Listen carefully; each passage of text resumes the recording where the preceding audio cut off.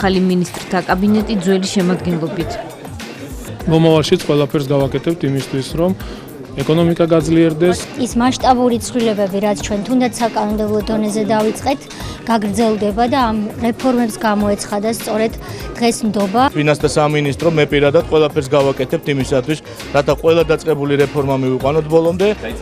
ირაკლი ღარიბაშვილი გუნდს პარლამენტს ხვალ წარუდგენს. იგივე მთავრობის შემადგენლობის წარმოქმნა და შემდეგ დაჩქარებული წესით ამის გატანა არის უბრალოდ უპასუხისმგებლობა ხდება. ექნება თუ არა მთავრობასთან შეკითხვები უმრავლესობას. პოლიტმეტრში მანანა კობახიძე, ქართული ოცნება.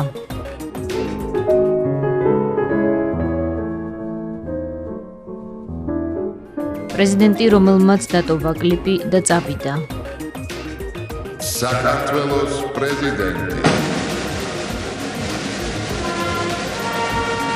რატომ არ დაესწრო ინაუგურაციას ნაციონალური მოძრაობის არც ერთი წევრი?